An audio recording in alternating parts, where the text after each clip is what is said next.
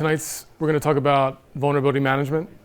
Like I said before, it's an extremely broad topic, so I'm not going to get too deep into each. We're kind of going to do like a high-level radar of all the different domains. I'm not going to bore everyone too much with terminology or anything like that, but we are going to cover like the basic things everyone should know. And then after that, we'll have a demo and everything. But just a little bit about me. I moved to North Carolina around 3 years ago with my wife. I've got about 8 years experience in information security, primarily in security operations and vulnerability management. Bunch of certifications, spent a lot of money, too much money probably on those. And I have my master's from a college called Rowan University, which is way up north in New Jersey, if anyone knows where that state is. But definitely one of those Yankee transplants I hear. There's more and more of us down here these days. And these are our children. Ellie is our bloodhound expert, and Cleo is our little Mimi kitten. So kind of just quickly what we're going to cover. We're going to do the boring stuff first, which is the terminology, just so everyone's on the same page. Then we're going to cover something called CVSS scoring, which is basically the calculation of how vulnerabilities are prioritized. We're going to go over some scanning methodologies, how scanners are deployed in environments, how vulnerabilities are collected, kind of like Pokemon. A lot of different products that do that these days. Almost every product does it these days, it seems like. Then we're going to go over some resources and some stuff you can do in a home lab. Does anyone here have a home lab or like a little local network? Awesome. So very cool. So the stuff we're going to share today is free. Everyone can use it. It's an awesome thing to practice with. And then if Rob doesn't kick me out, we'll have some questions. Speaking of questions, starting with one. In a vulnerability management program, which do you think is the most important? A vulnerability scanner, an asset inventory of all the company's assets, a really cool, fast motorcycle, a next generation firewall, or leadership buy-in? So can anyone answer what they think? Number 5. Right off the bat, number 5. So if you do not have leadership buy-in, if you don't have support from the people up top, this is a really, really difficult program to get off and running. It's really hard to get things fixed in the environment because usually these are problems you're finding and they cost money to fix, right? So if you don't have leadership buy-in, you're kind of set up for failure. I would say the second most important thing is a cool motorcycle, so you can get to the data center as quick as possible, so you can unplug the 2008 RC server that's still exposed to the internet. So, but very good. Thank you very much for answering that. All right. So these are kind of like two really important diagrams in regards to vulnerability management. The one on the left, I'm sure most people are familiar with. This is a CIA triad. Usually vulnerabilities impact one of these peaks depending on what it's trying to do. So the first is availability. This stands for like our systems being up when they need to be. Vulnerability can impact that and bring them down. Example, denial of service is a vulnerability type. That would take a system down. If your system is serving like a life-saving purpose or something like a notification for like tornadoes or God forbid, and that goes down, that could impact life. So availability is super important. The second is integrity. This is the security professional's job to verify that our system's data is, the integrity of it is secure and safe. No one's in there manipulating things, basically corrupting the data, making it not losing the integrity of the data. And then finally, probably the most common one is confidentiality. The easiest to understand is just making sure only authorized entities have access to your data. So these are the 3 things that vulnerability management kind of hovers around. On the right, we have the vulnerability management lifecycle. This is a constant cycle. Usually, as a security professional, it's a daily, weekly thing for you. For the organization, it's usually like a 30-day cycle. New patches come out, you discover them, you discover what assets are impacted, you prioritize those fixes, you report them to your leadership and your adjacent teams. And then the hard part, the remediation phase, if you don't have that support from your leadership, that's where it gets really tricky to get things fixed. I'm sure everyone in this organization has had to deal with a piece of legacy technology that just can't be removed because it's critical to the environment and it is vulnerable to like 10,000 things, right? And so we have to work around and find mitigations to keep the business up and running securely. Any questions so far on the, like I said, get the dry stuff out in the beginning. All right, and then really quickly, what's the difference between a vulnerability and a risk? So a vulnerability is a weakness or a flaw in a system that could potentially be exploited. It's like a crack in a foundation, some of those cracks are visible. Somebody walking down the street be like, that's a crack. I can maybe take a pickaxe and get inside. Some of them might not be visible. They might be only internally known to your organization. They might not be discovered yet. Maybe an attacker knows that vulnerability and it hasn't been published. So those basically are vulnerabilities. Some good examples would be like a default password is a vulnerability, or maybe like a misconfigured application. A risk is kind of like the gambling, the odds that something bad will happen to you. So what companies will do is they'll take a risk score and apply it to different vulnerabilities, and that helps you as a professional prioritize and determine which vulnerabilities need my attention first. Examples of risks are just the chances that you get infected by ransomware or the chances you have a data breach. So those are the difference between those two. There is a plethora of different vulnerability types. They are ever evolving. There's new ones every year. Just a couple of the common ones, and one we're going to focus on specifically today is remote code execution. This is where the vulnerability is allowing somebody to remotely execute a command on your system, possibly without you asking about that.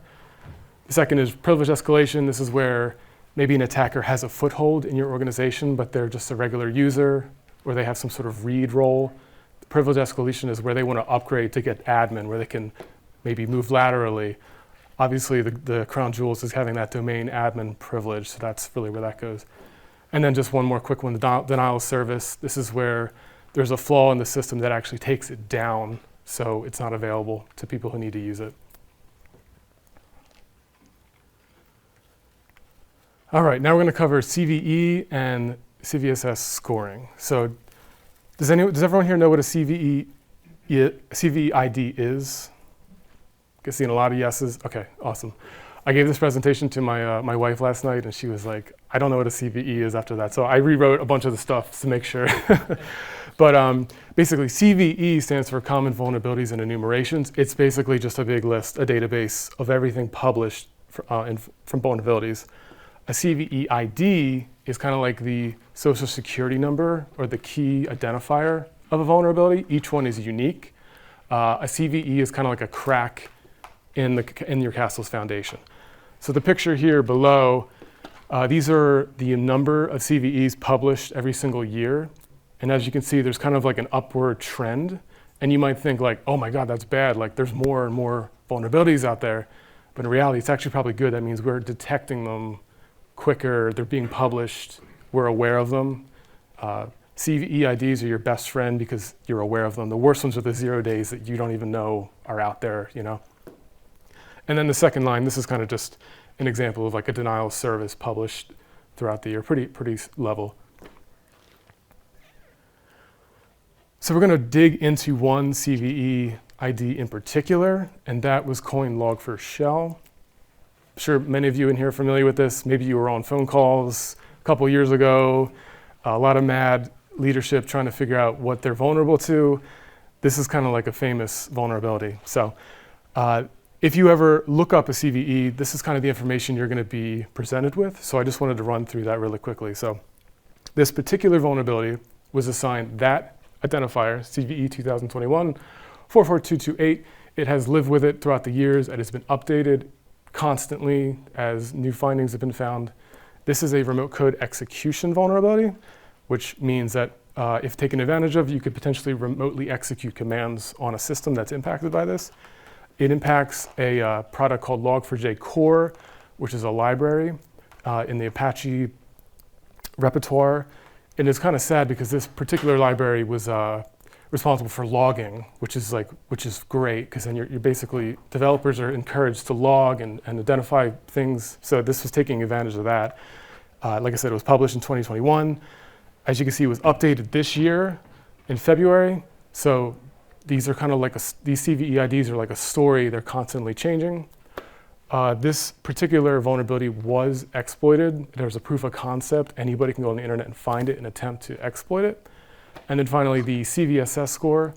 This is the score from 0 to 10 that is assigned to every single vulnerability. There's been different generations of the calculator. From what I understand, the organization that actually maintains this calculator is like local to North Carolina and Cary, actually. It's called FIRST. But they've recently released a new version, which is CVSS 4.0. If you plug this vulnerability into that calculator, this is a 9.3 out of 10, which is a critical vulnerability. It should be prioritized above most others. And then the really scary line at the bottom, this is kind of like the DNA of the vulnerability. If you were to take this string of numbers, which is like the digits to pi, and plug it into the calculator, it'll eventually add up to 9.3. We're actually going to run through that really quickly, not the whole thing, but. So before we do that, this is the CVSS 4.0 breakdown. So like I said before, that is a scoring system from 0 to 10. It is based off 4 pillars, and these are different metrics that basically add up to that number. So really quickly, just running through them. The base metrics, these are probably your most important. These are provided to you by the vendor or the supplier. They know the vulnerability best. Usually they know the code. The code might not be publicly accessible, like open source. So they only have access to this information. And that includes like requirements of the host or the network stack that you take advantage of it, the difficulty it is to exploit, etc. If you look at the side on the bottom here, you can see in parentheses the different codes. Those correspond to the line at the bottom here. So base metrics is a large portion of the calculation of the vulnerability. The second is threat metrics. This one's easy. How exploitable is it? Is it actively being attacked? Is there a POC? Is it theoretically exploitable, but no one's done it yet? That basically metric tells you that. Probably the second most important is environmental. So this is where you as a security professional come into play. This allows you to modify the vulnerability based on your environment. So hypothetically, we're gonna invent a server. It's running, it has this log4j vulnerability confirmed, but that server is local on an internal network that requires authentication to access. And let's say that it's a dev server. So it's not actually hosting any like PII. It's really for devs to practice and build code and test. So maybe the sensitivity of that server isn't that important. So keep that in mind, because we're going to put that logic into the calculator right after this slide. And then finally, supplemental. This is a new part of the CVSS scoring system. This allows the vendor to provide like additional metrics like safety, if it could be automated, if the vulnerability or exploit could be automated, how recoverable is the system based on if this was exploited, stuff like that. So that's kind of like a newer portion of the calculator. Now let's kind of step right into it.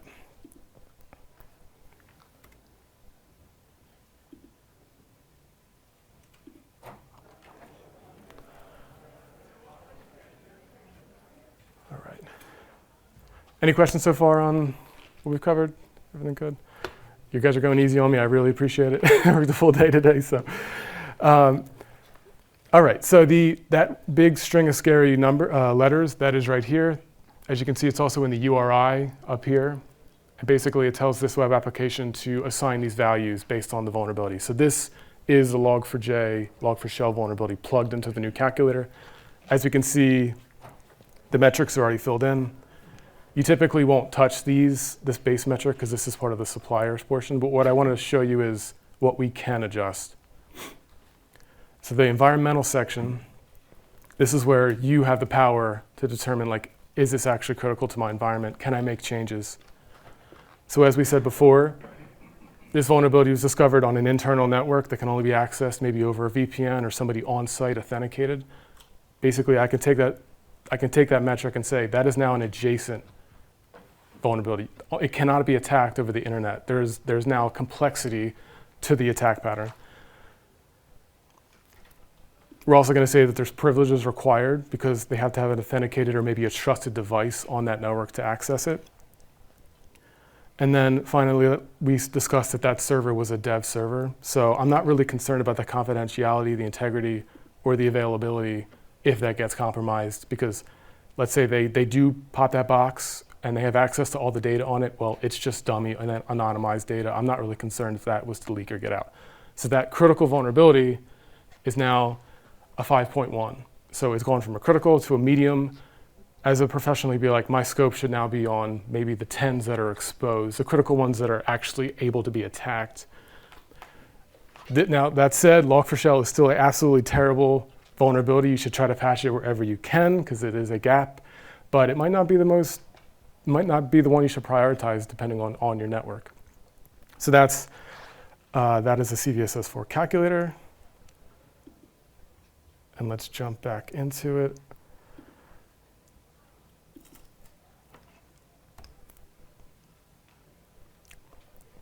Okay. Does everyone here know who Sun Tzu is? It's kind of like he's kind of famous in a lot of like certifications, and his book and everything is so relevant to our world. But this quote, the more I'm in security, the more I realize like it's so dang true. But it's basically, if you know the enemy and you know yourself, you need not fear the result of 100 battles. So as a vulnerability management professional, what that tells us is, I know what the enemy's attack patterns are. I know what my threats are. I need to know what I own, what I need to protect. And if I put those two things together, I have like the best chance of success. But if you're lacking on either side, that's where you have a problem and you could be compromised. So this quote just like transcends time and is still relevant today. So I just wanted to kind of bring that up. Okay, we're getting towards the kind of the more fun technical stuff. There is a bunch of scanning methodologies. I'm just going to cover a couple of the most common ones. So the first one is an agent-based scanning methodology. So a lot of these vulnerability vendors, Rapid7, Microsoft Defender Plan 2 has a vulnerability module. Basically, there's software installed on your assets that is basically like snitching on the asset. Like, hey, I found this library, I found this software that hasn't been patched in like 16 years. Like, you should know about it. So basically, that agent is scanning the local file system, it is scanning configurations, and then it is sending that information back to a central repository. So to give you an example, like I just said, companies that do take advantage of this is Rapid7, Microsoft Defender. EDR technologies are now bolting on vulnerability modules like Sentinel-1. I don't know if anyone here is familiar with that EDR, but they have a vulnerability module now. So the lines are definitely blurring, which is great. So agent, you get a lot of great high fidelity data if you can install something locally. Second is network scanning. This is basically what the attackers are also doing. This is kind of like a black box test where you're scanning an asset from an external adjacent perspective. You're looking for what services are running, the ports that are open. If you're feeling spicy, you can actually configure what's called authenticated scanning. What that does is basically it gives your scanner superpowers to log in to the asset or the appliance. So to give an example, maybe there's like a Cisco switch that you've worked with a networking team, you now have a credential to log into that switch. It can actually log in and run automation to get configuration data out of it and send it back home to tell you what to do. There's also a risk to authenticated scanning because now there's a credential out there that's being sprayed across the entire network that might have access to everything, right? So a lot of companies won't want to do that. They usually try to stick to agent-based scanning or just external scanning. As we kind of move towards the right, we're getting more and more towards the dark side. Application scanning, this is a super challenging thing to accomplish, but basically this is scanning from a developer's perspective. So these tools are static code analysis. That's where like the developer's actual static code is being scanned before they push to production. There's dynamic application security testing. That's where the application's being tested during runtime. So it's actually built, running. There's a tool out there kind of like testing the application. And then there's interactive application security testing. These are kind of newer technologies, but that's actually like a kind of like a white box test where the scanner is fully aware of the application, its libraries underneath, the source code. It's like the highest fidelity, lowest false positive kind of scanning you can do. Really challenging though to get this program up and running. I've definitely tried in the past, and you really need support not only from your leadership, but the partner teams you're working with. Developers move fast, they're super smart. They probably know 10 times more than you about their application. So when you go to them like, hey, my scanner found this problem, they're gonna be like, no, I know what I'm doing, you know. So, but that's application security scanning. A couple great vendors that do that is Contrast, Black Duck Hub, Sneak, Coverity, and Burp Suite. And then finally, cloud security scanning. There's a bunch of acronyms, but a common one is Cloud Security Posture Management. Basically, it plugs into your tenant, and it is looking for exposures. It's looking for the types of services and compute powers you're running. It's looking for libraries installed in your Kubernetes clusters and your containers and everything. awesome tool, also kind of new. Defender for Cloud, the Wiz, Sentinel-1, some great resources for that. That was a lot of talking. Any questions on scanning methodologies?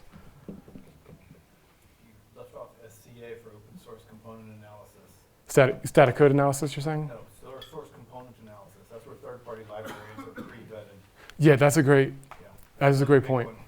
So Black Duck Hub is great for having like an SBOM of your libraries and stuff like that. It can also do not only vulnerability management, but it can do legal risk, because what you'll see is like a developer will go out and grab an open source library, put it into production code for an organization, and there might be a license binding that says you can't use this in business without buying like a license to it. So that's another whole shebang side of it. So thank you very much for bringing that up. Appreciate that. Kind of just putting pictures to all the words. These are like the logos.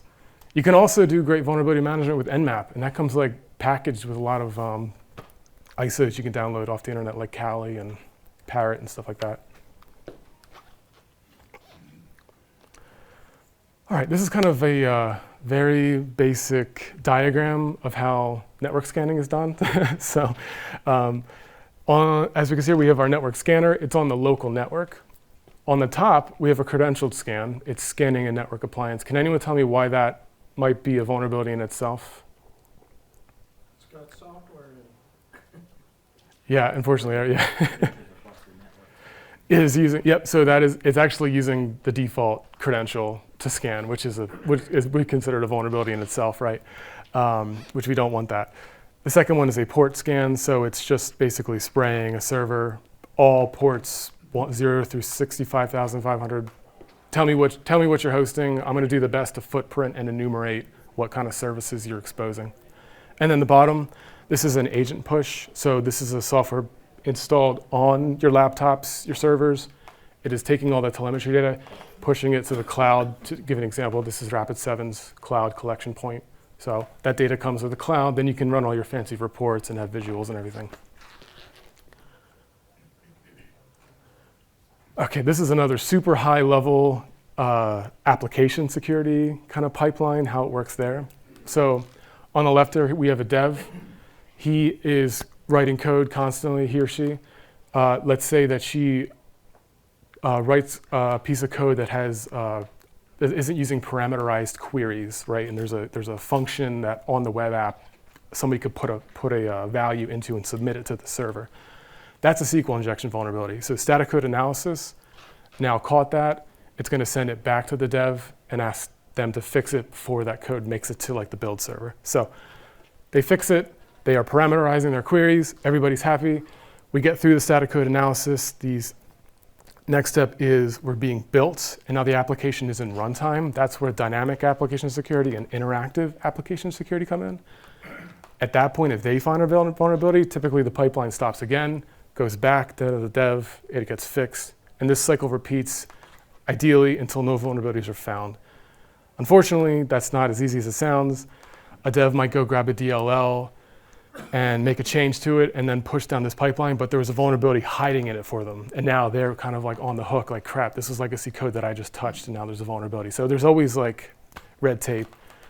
Obviously, one of the last steps before release, I see a lot of organizations doing this now. They'll actually have a red team that is testing the application and running their own series of tests. They know the application usually better than a tool will, than an external party. So that's kind of like a final step there. Okay, finally to the technical stuff. Any questions so far on scanning methodologies, or did I say anything wrong? Anyone who has maybe more experience? Those network devices also have CVEs against them. Yes, So, absolutely.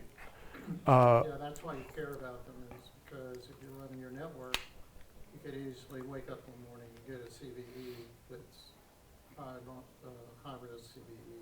And if you control the network stack, you control the whole flow of traffic. That's a real hard problem too in larger organizations, because the networking groups tend to be isolated away from the VM guys. And, Exactly. And you can't get a hold of them and get them to, it's all. Yes, you know the lifestyle. Yeah, you need to be. I've been there. You have to be like, this is such a challenging profession because you have to be technical enough to know your stuff, but you also have to be like friendly and like a bridge builder because these people are going to be doing work for you, and you don't want to cry wolf and make them fix something that's not actually like a risk, right? So, yeah, thank you for that And example. one of the terms we used to use a lot was visibility. So if you're in VM, your visibility is critical because it was, where's the CVE at? And the network was mostly invisible to us. Mhm. Okay, it's a Cisco router here. What do we have one of those? Yep. So, but easily because of that product, you could easily have one. So it could Exactly. take a long time to run down if it's even on the. And that goes in a big It organization. goes right back to the Sun Tzu quote, like you have to know yourself. When that Log4j vulnerability came out, I'd never heard of it. Half the people I work with never heard of it. We didn't know where it was deployed, right? So like, you have to really know what your tech stack is, what's installed out there. Like you said, visibility is so important, not only like to you to identify, but sharing that to everybody that needs to see it. It's another whole thing. Awesome. I'm gonna take a sip of water really quick. All right, live demo time. If anything breaks, I apologize in advance. I've done everything I can to prevent it. All right. If you would like kind of step-by-step instructions on what I'm about to do, this is a QR code to an open Google Doc that has like links. There's a couple like hiccups and hurdles you got to jump through to get this thing to work. So if not, you can always YouTube it or anything. So I'll just leave it up for a couple seconds. Does anyone know who the guy on the left is? Do I know who he is? No, he's saying it's you. I wish I had his hair, but no. Okay. Yes, Vegeta. Yep. He has like a scanner or something that he can tell. 9,000. Yes, over 9,000. You got it. Awesome. Okay, so we are running 3 operating systems at once right now to make this work. So what we are going to do is run through a install of a scanner called Tenable Nessus. This was actually introduced to me during the OSCP. I don't know if everyone's familiar with it. It's a pen testing certification. You can't actually use this on the test, though. You have to use Nmap enumeration. But I used it during their curriculum. I'm like, this is so cool. Like, everyone should have one of these in their local network, and just basically spraying and testing devices like in your IoT inventory or whatever. So I wanted to kind of share that with everybody. Has anyone here used this like in an enterprise environment? Okay, awesome. It has some of like the best reporting that I can tell, like really clean stuff it can print out compared to like Rapid7. They're kind of stuck in like the 90s with this stuff. It's like really, really interesting. But so first, if you look at the document, the first link will take you to this URL. This is specifically the Nessus Essentials sign up. So you basically just give it a fake name and a business email or whatever you want. And basically what that'll do is it'll send you an activation code, and then you take that code and you hold on to it. The second link will take you to the correct binary to download. I don't think there's a system this won't run on. I'm in a weird situation where this is like an M chipset running Ubuntu, so it's actually like an ARC architecture. So we got that downloaded though. All right, so let's say you've downloaded the binary. You have your key to activate it. It is free. The only stipulation is you can only scan 15 assets, I believe, which is probably plenty for most home lab environments, unless you have one of those houses that every single light switch is like got its own brain. But and you can't use. I don't believe you can use the essentials in a business environment. But other than that, it's great for home labbing. So. The document also has some basic commands that'll basically install it. So we're going to do that right now. I am cheating and copying this because I am keyboard shy.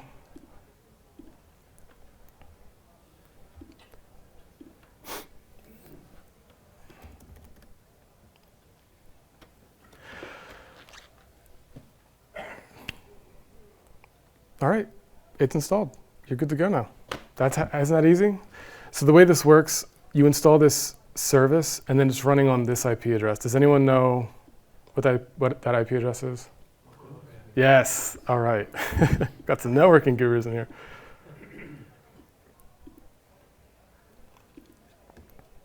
So let's throw that in.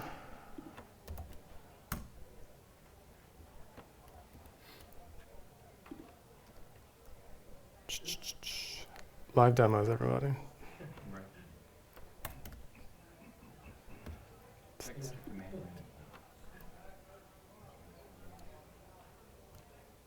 Should be up.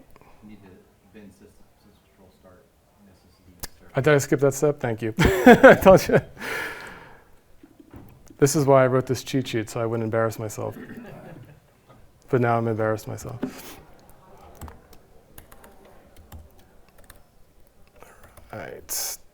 Does anyone know how to paste into a bash shell from a Mac emulating a Ubuntu VM? Because I don't. Right.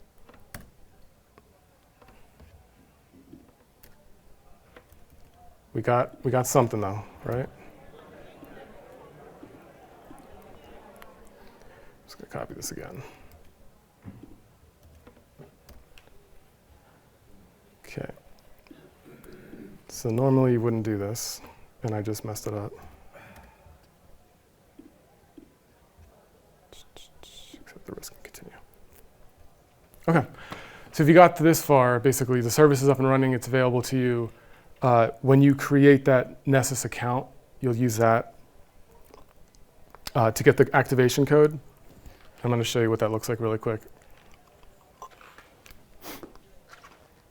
But the scanner is now spinning up.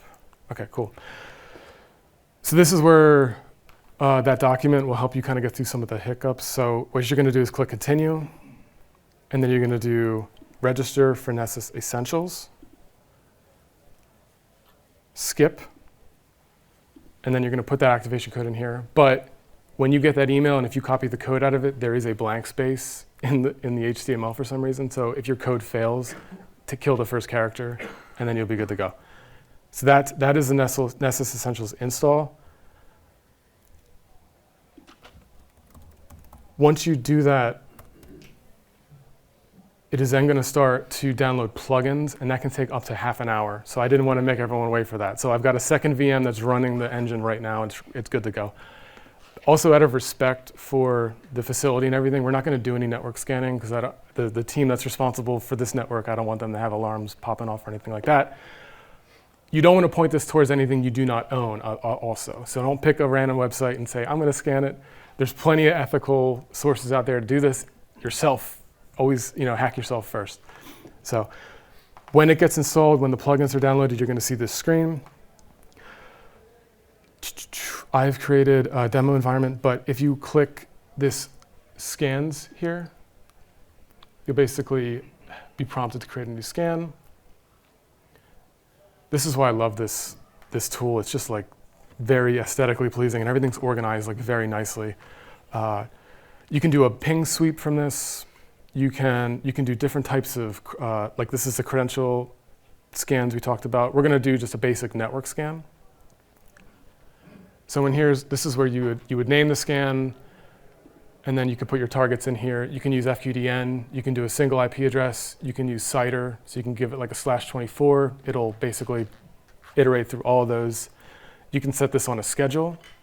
So maybe you want this running all the time in your network. You want it to scan once a week and generate a report for you.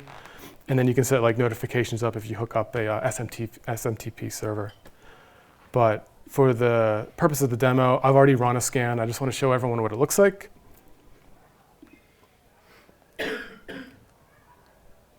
So once the scan's completed, and it's pretty quick, depending on the targets, this is what you're going to get. So this particular scan found 15 vulnerabilities on the target. The most critical being this web server. As we can see, it has the CVSS at 10.0. So this particular scan footprinted that web server. It determined that it was running on a Windows 2008 R2 operating system using an outdated version of Microsoft IIS. It doesn't actually list the specific CVEs here, unfortunately, but it's that old. There's probably like a whole bookshelf you can go pick from. So that's an example of what a vulnerability finding will look like. And then I did want to show everyone what the reports look like.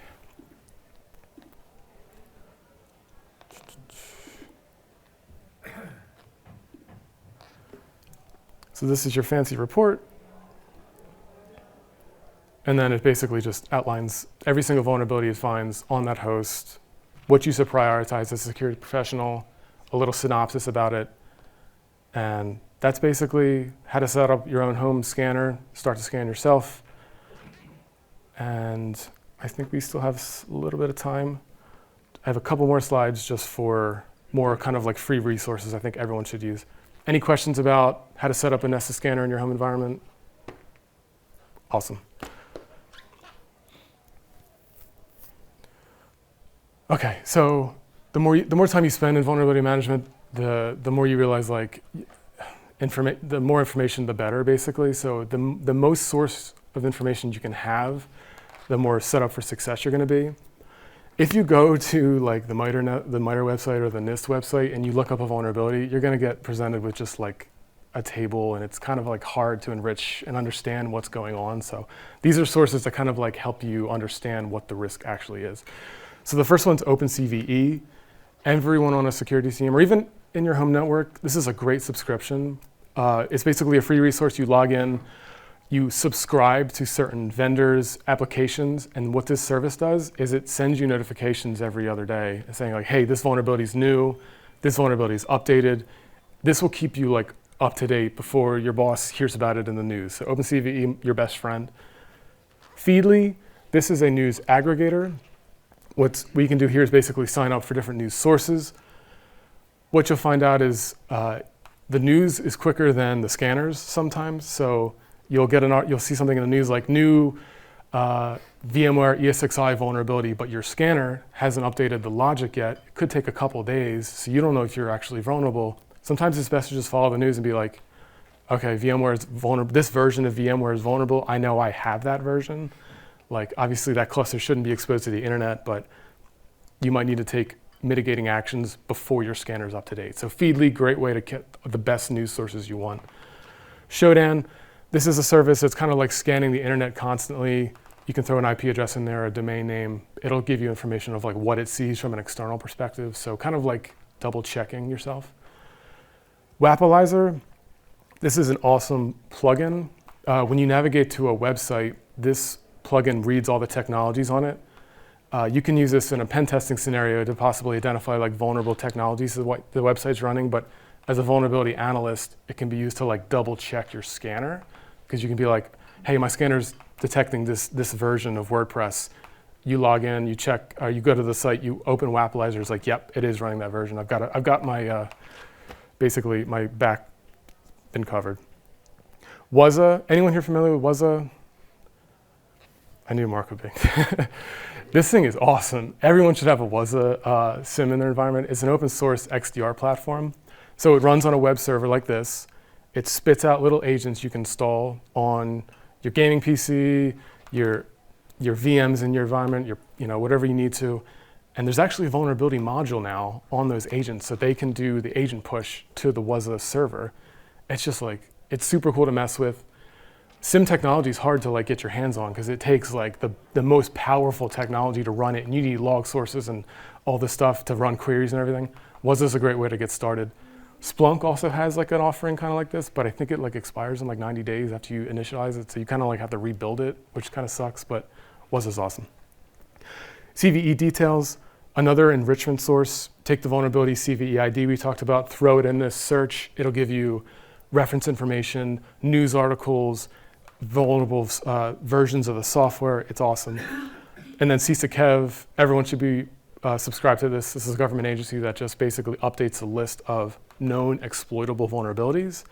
And like I said, that CVE ID, it's kind of like a storybook that's always evolving as the vulnerability matures throughout its life cycle. CISA-KEV is a great way to keep up to date, like, oh snap, that was a theoretical exploit, but now it's actually being attacked by like an ATP. And then these are just a couple pictures of what these sources look like. So this is OpenCVE. As you can see here, the software, you can hit that little subscription button and it'll notify you whenever something new is published by them. Don't sign up for too much because then your email mailbox will be absolutely flooded. Learn by experience. This is CVE details. This is an example of just throwing the log for shell vulnerability we talked about. As you can see, there's vulnerable version information here. There's reference articles. This is just a great database if you just need everything in one place. It's awesome. This is WASA. This is what it looks like. If you do set it up, I'm telling you, you're going to smile when you start to see the data come in and you're like, I built this, right? This is so cool. Awesome sim to mess with. And then finally, back to the how do I scan ethically? There's so many resources out there. Hack the Box is one of my favorites. There's OffSec has this offering called Proving Grounds. Try Hack Me now has like an offering where you can spin up VMs. That's what you want to scan. You don't want to scan like the NSA's websites or something like that. So, and that's all I got for everyone today. Thank you so much for listening to me ramble for too long, but really appreciate everybody.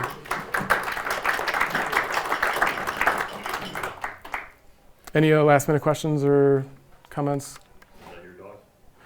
That is my dog, yeah. I picked her most flattering picture so I could share it with the world.